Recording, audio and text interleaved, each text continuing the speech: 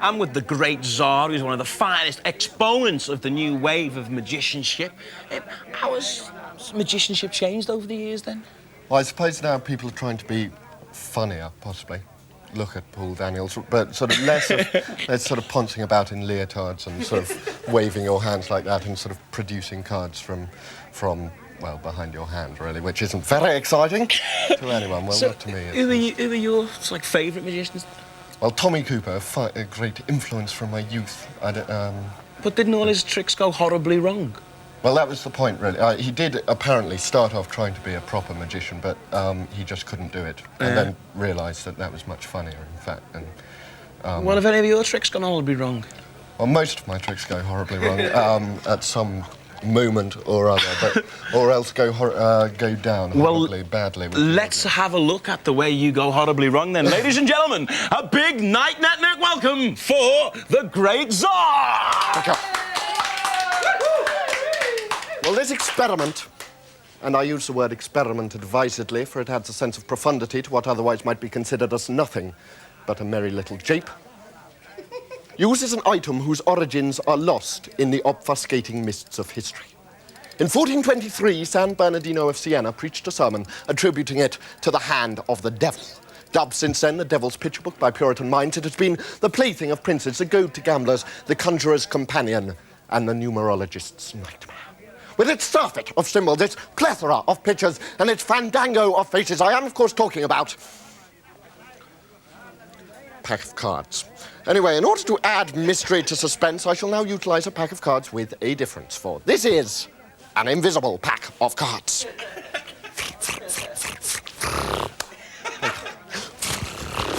Thank you so much. Thank you.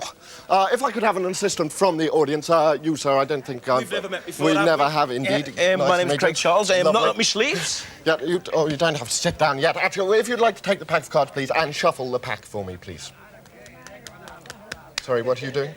I'm shuffling the pack of cards. It would help if you took them out of the box first. How we laughed! Sorry, there you go. Splendid. If you'd like to shuffle the pack now, and take out absolutely any card from out of the pack. Splendid. Have a look at it. Remember it and show it to the assembled crowds and the viewers back home, and perhaps shout out its name for those who can't see in their living rooms. Bit louder, sir. 7 of clubs. The 7 of clubs. What an imagination. Anyway, I have here a little invisible brown envelope. If you'd like to take the invisible brown envelope and place your invisible card into the invisible brown envelope for me, please. I also have here a plain white envelope. If you'd like to take your invisible brown envelope and place it into the plain white envelope for me, please. Splendid. I shall then seal that up like so. Well, some of you are probably wondering what all this is about. Well, the other day I had the most extraordinary dream. I dreamt that this magician gave me an invisible pack of cards, told me to pick an invisible card, told me to put the invisible card in an invisible brown envelope, told me to put the invisible brown envelope with the invisible card in it into a plain white envelope. The next day, through my letterbox fell a plain white envelope. Naturally, I ripped it open. Inside the plain white envelope, there was a little brown envelope. Naturally, I ripped this one open as well. Inside the little brown envelope, there was a card. Naturally, I took it out. What was your card, please? The 7 of clubs. The 7 of clubs! Would you believe it? Thank you so much. Thank you. Well, I hear you say it's all very well for me sitting here with trapdoors, trick lighting and false bottoms and all the rest of it, but if I were to be performing under your proverbial noses, you would see through my cunning little ruses. Well, quite right too. And in order to demonstrate this, if you'd like to sit down, please, and make like a toilet tissue dispenser. Like so. I made the 7 of clubs up. Yes, I know you did. If you'd like to hold your hands down like that. Now, what I'm going to do, you've just got to keep your eye on my hands and see how I do this trick. I'm going to put it in my hand like that, close up my hand, and this ball is going to completely disappear, OK? So we put it in my hand like that, blow on it, and it completely disappears. Absolutely, I'll tell you what. How did you do it? How did you do it? How did you do it? Keep your eyes on my hand here, sir. If you close it up like that, OK, we go like that. Blow on it, and it completely disappears like that. Extraordinary. OK, look. How did you do it? I'll tell you what we'll do. We'll take a very large ball, because this won't possibly go into my sleeve. Hang on, I made the 7 of clubs up. Yeah, calm down, calm down.